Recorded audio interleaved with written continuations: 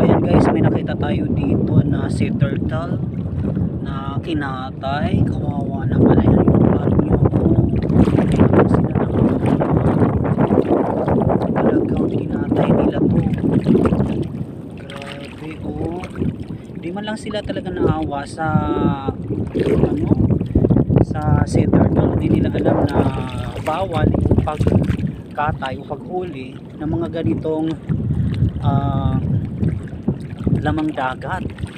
Oo, nakakaawa naman, tingnan nyo. So sana ibinalik lang nila to sa dagat.